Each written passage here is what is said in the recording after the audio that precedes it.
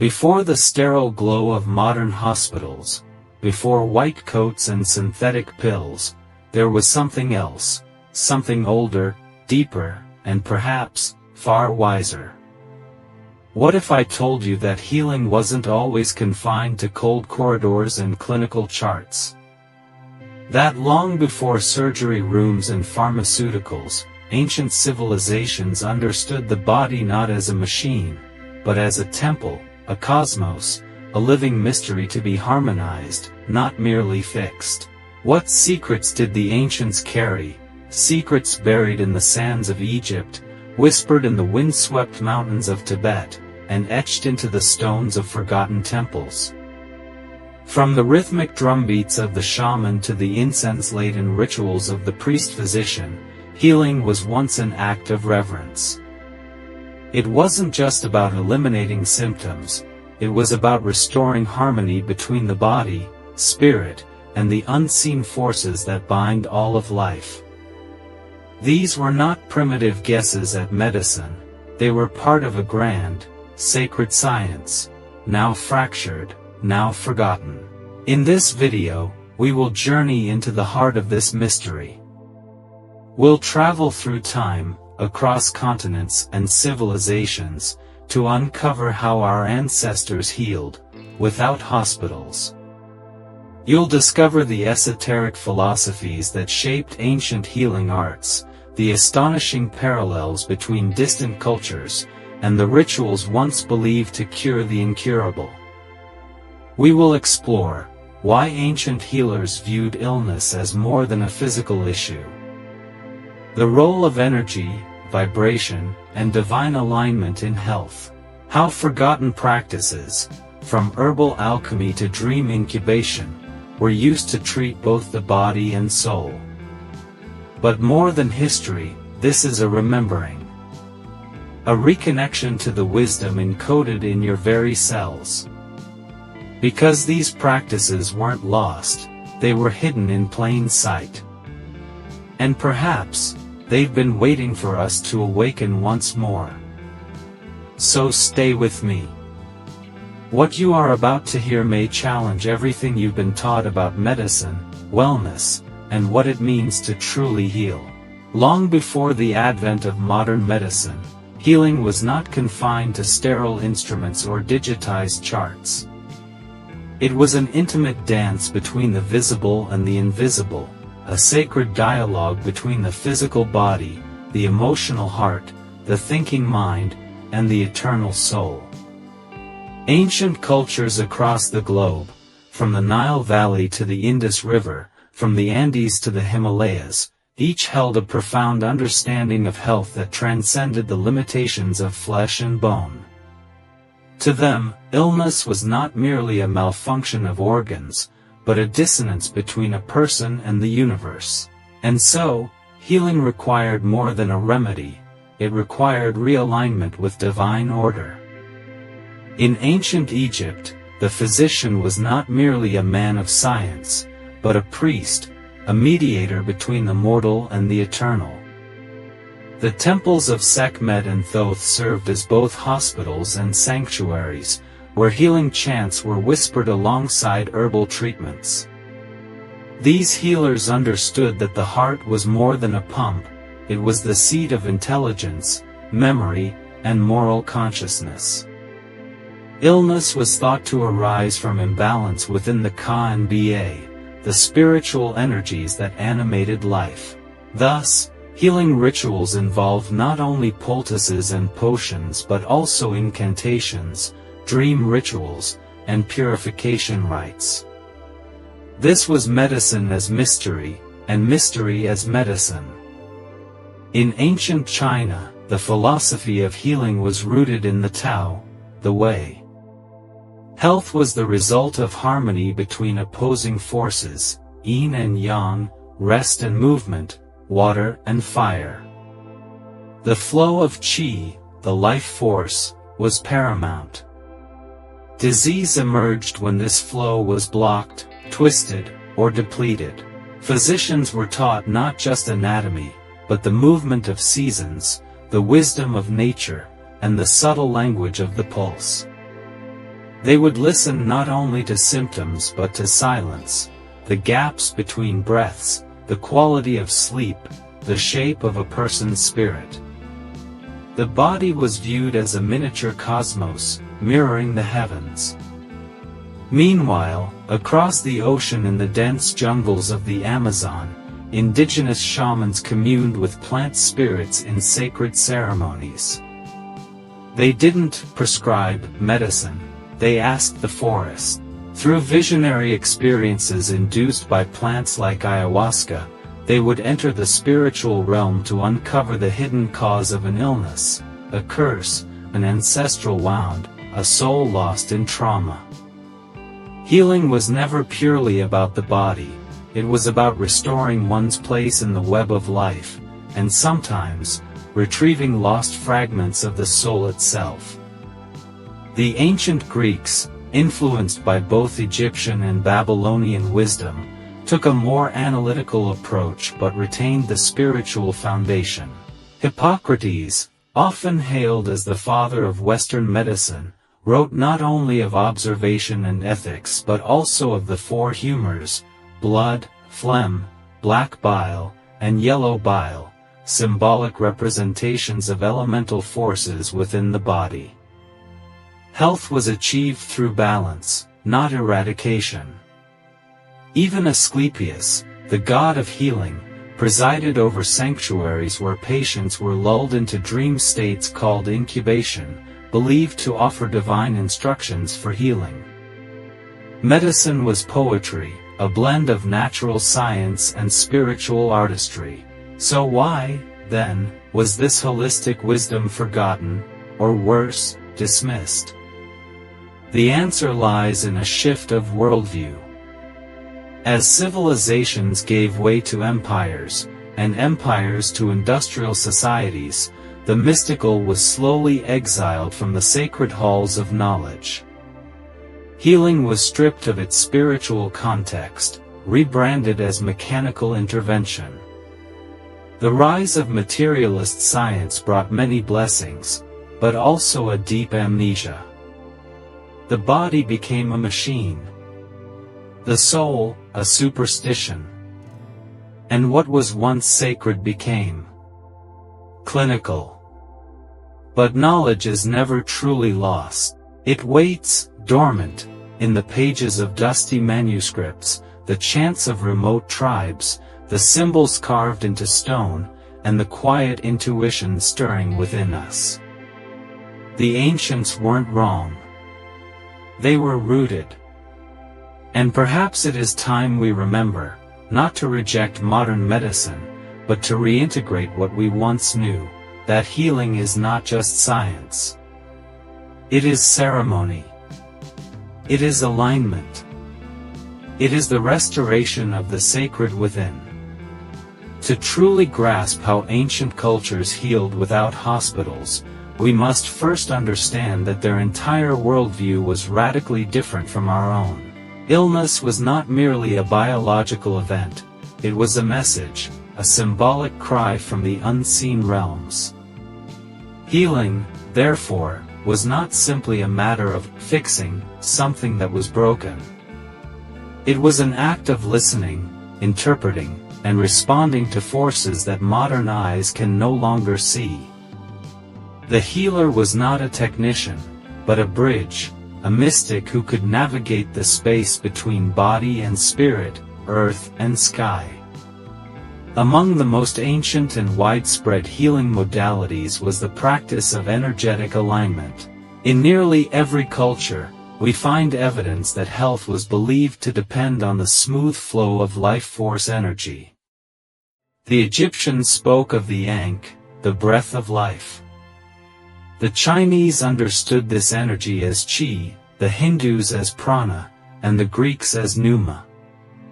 Despite linguistic and cultural differences, the idea remained consistent. When this invisible energy was blocked, weakened, or thrown into disarray, disease followed. The role of the healer was to restore this flow, through herbs, sound, breathwork, touch, prayer, or even silence. Consider acupuncture, a technique still practiced today, with roots dating back thousands of years. Far from being a mere physical stimulation of nerves, traditional Chinese medicine teaches that acupuncture works by tapping into meridians, channels of qi that flow through the body like rivers through a landscape. By activating these points, the practitioner could reorient the body's energetic compass, often treating emotional wounds as well as physical ailments. Similarly, in ancient India, the manipulation of chakras, energy centers along the spine, formed the backbone of yogic and Ayurvedic healing. Each chakra corresponded not just to bodily organs, but to emotions, life stages, and archetypal truths. But energy was only one layer. Sound and vibration were equally vital. In the temples of Egypt and Greece, healing chants were performed not for entertainment, but as vibrational medicine. Pythagoras, more than just a mathematician, taught that music held the power to restore harmony to the soul. In the Vedic tradition, mantras were not merely religious recitations, they were sonic formulas that attuned the listener to cosmic order. Certain frequencies were thought to dissolve psychic blockages, purify the mind, or invoke divine assistance.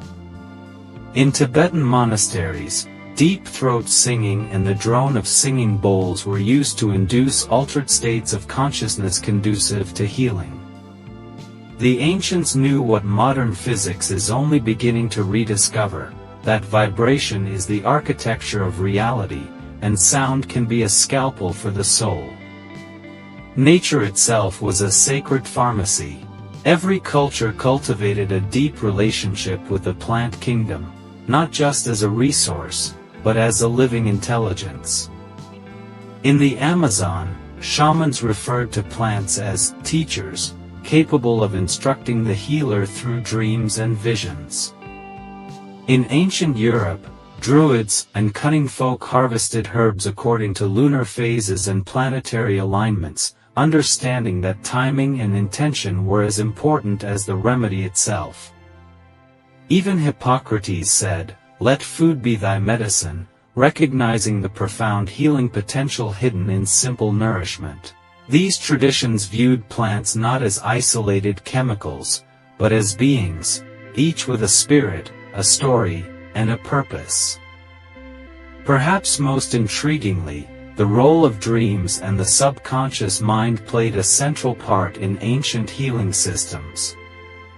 At the temples of Asclepius in Greece, those seeking healing would undergo ritual purification before sleeping in the abaton, a sacred chamber where dreams were believed to reveal the root cause of illness and its cure.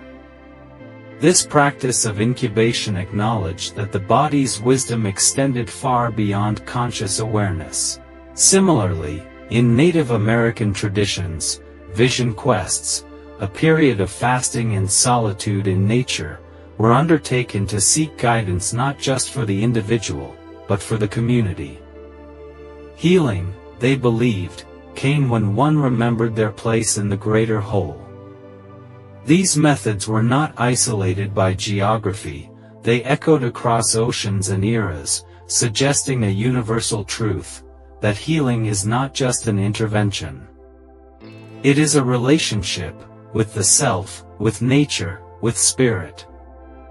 And it is through this sacred relationship that balance is restored. But why did these profound systems begin to fade?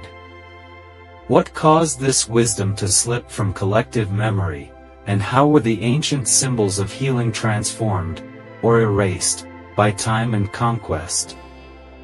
In our next section, we will go deeper. We'll explore hidden paradoxes, ancient warnings, and forgotten truths that continue to ripple beneath the surface of our modern world. As we delve deeper into the forgotten healing traditions of the ancients, a paradox begins to emerge, one that challenges the very foundation of how we understand illness and recovery today. In modern medicine, healing is a war.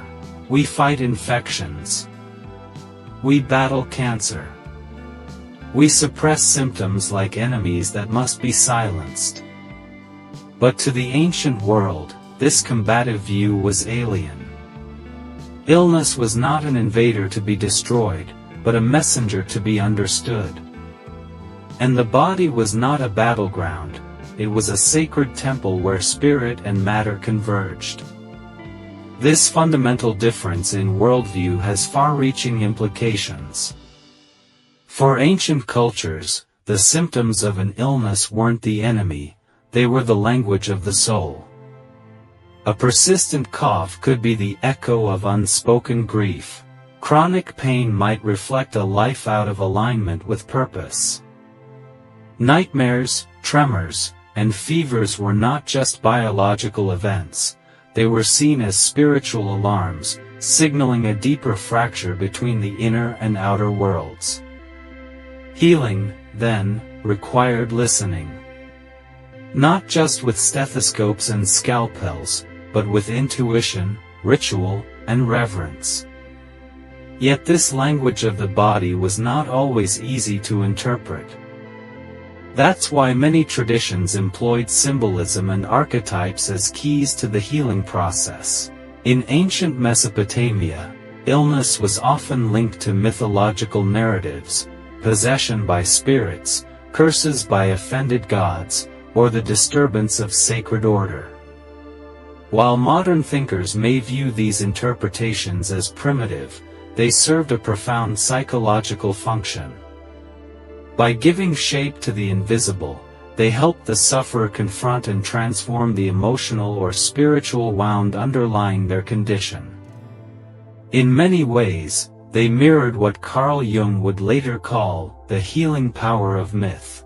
Across cultures, we also find the archetype of the wounded healer, a shaman, priest, or medicine person who, having undergone their own deep suffering, becomes a guide for others.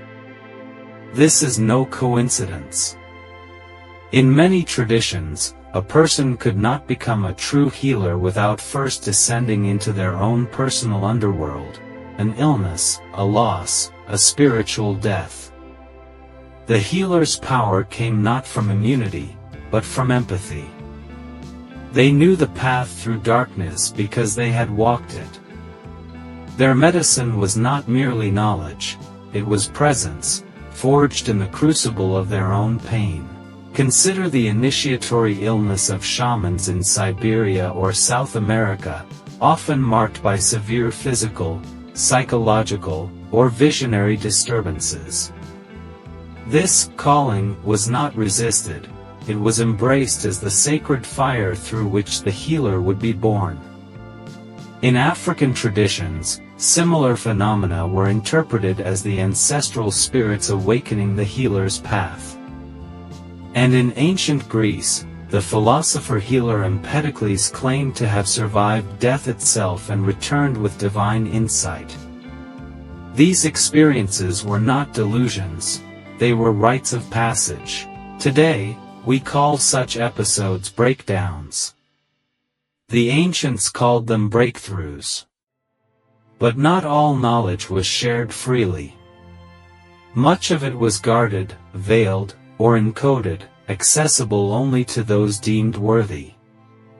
Healing temples required purification rituals before entry. Sacred texts were written in metaphors and symbols. Herbal knowledge was passed down orally, often wrapped in story or chant, to preserve its power and protect it from misuse. In this sense, healing was a mystery school, an esoteric path. The deeper truths were never meant for the casual observer. They were meant for the seeker. And yet, over time, many of these traditions were suppressed or forgotten. Colonization, religious conquest, and the rise of materialist science swept across the ancient world like a tide, washing away temples, burning scrolls, and branding sacred practices as superstition or witchcraft. What was once sacred became suspect. What was once healing became heresy. But not all was lost. Some lineages survived, in whispers, in dreams, in hidden lineages. And many of the practices once banished to the shadows are now re-emerging in the light. Acupuncture is now taught in universities. Plant medicine retreats are flourishing. Energy healing, once dismissed as pseudoscience, is now being studied for its measurable effects. It seems the spiral of time is turning, and the ancient ways are returning, not to replace modern medicine, but to complete it. The question is not whether these practices work, it is whether we are willing to listen. To see illness not just as an inconvenience, but as a sacred message. To reclaim the role of healing as a holistic, spiritual journey. In the next section, we will explore how these ancient principles can be applied in your own life, offering practical tools and timeless wisdom to bring harmony to body, mind, and spirit. So how can we, in the modern world of fluorescent lights and digital screens, begin to integrate the ancient wisdom of healing into our everyday lives? How can we apply these sacred principles, not in a distant, idealized past, but here, in the now, where stress, anxiety, and chronic disconnection have become normalized? The answer begins with a shift in perception. Before we do anything externally, we must reclaim the inner lens through which the ancients saw the world, the understanding that the body is not a machine, but a mirror of the soul. The first and most foundational practice is listening to the body as an oracle, not a nuisance. Instead of suppressing every ache, discomfort, or symptom, begin asking, "What are you trying to tell me? Is this migraine the result of dehydration, or unspoken rage? Is your fatigue a nutritional imbalance, or the exhaustion of pretending to be someone you're not?" This is not about abandoning science. It's about adding soul to science. Keep a journal, not just of food or symptoms, but of emotions, dreams, and energy levels. Over time, patterns emerge. You'll begin to see how your body speaks to you, not in words, but in signals, rhythms, and sensations. Another powerful entry point is breathwork, one of the oldest and most accessible healing tools across cultures. The Egyptians linked breath to the Ankh, the eternal life force. Yogis use pranayama to expand consciousness. Shamans use rhythmic breathing to enter trance states. In our modern reality, most people breathe shallowly, feeding only the upper lungs, locking the body in a subtle state of stress. But through conscious breath, slow, deep, rhythmic, you can regulate your nervous system, detoxify the body, and access deep emotional release. Try this. Each morning, sit for 5 minutes and breathe in for 4 counts, hold for 4, out for 4, hold for 4. The ancients would say, "In that stillness, the soul speaks."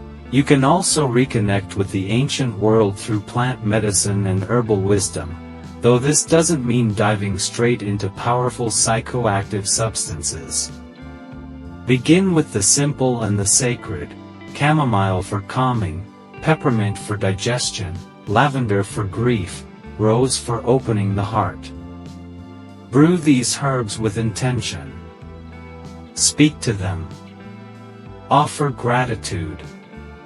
The act of making tea can become a ritual, a communion with the plant spirit. As you drink, ask, "What do I need to release? What do I need to remember?" This quiet reverence is what our ancestors knew instinctively, that plants are not passive ingredients, but conscious allies. Sound and vibration are also powerful, yet often overlooked. You don't need a Tibetan singing bowl or ancient lyre, though they help. Your voice is the first instrument. Chanting mantras, humming gently, or even toning vowel sounds can shift your frequency and soothe the nervous system. A simple daily practice is to hum for 5 minutes with your eyes closed, focusing on the vibration in your chest and throat. It may seem subtle, even silly at first, but over time, this recalibrates the energy centers of the body, just as the ancients did in their temples and caves. One of the most profound yet often forgotten healing practices is reconnection with nature. Walk barefoot on the earth. Sit under the moon. Breathe with the trees. These are not poetic luxuries, they are ancient prescriptions. Forests were the first sanctuaries. Rivers were the original baptisms. Even 10 minutes of mindful presence in a natural setting can regulate blood pressure, elevate mood, and restore spiritual clarity. As the indigenous traditions teach, nature does not heal you. It reminds you that you were never broken. And finally, ritual, the act of making time sacred. Light a candle before a meal. Say a blessing before sleep. Create a small altar with objects that represent healing, stones, feathers, leaves, photographs. These small gestures anchor the invisible in the visible. They tell your body and soul, healing is happening here. Above all, approach your healing journey not as a chore, but as a sacred remembering. You are not just repairing a system, you are restoring a relationship. A relationship with your body, with your spirit, with the unseen forces that have always walked beside you. The ancients understood this. And so can you. So much of what we've inherited in the modern world teaches us to outsource our healing to specialists, prescriptions, and sterile rooms filled with fluorescent light. But long before the white coats and clinical charts, there existed a lineage of wisdom that spoke a different truth, that healing is not something done to you, but something awakened within you. It is a sacred remembering, a return to wholeness, a reclamation of the body as a vessel of spirit and the soul as the true healer. Across the deserts of Egypt, the mountains of Tibet, the jungles of the Amazon, and the temples of Greece, a deeper knowing pulsed in the hearts of healers, seers, and shamans. They knew that to truly heal, one must align with the rhythms of the earth, the whispers of the ancestors, and the subtle movements of energy within. They did not treat symptoms as enemies. They did not sever the mind from the body, or the body from the cosmos. Instead, they wove them together, like threads in a tapestry too intricate to unravel.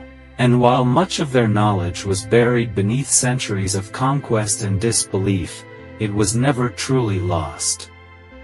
It lives in the hum of your breath, in the dreams that visit you at night, in the quiet knowing you feel when you stand barefoot on the soil. The question is not whether the old ways still work. The question is whether we are willing to slow down, soften our gaze, and listen again.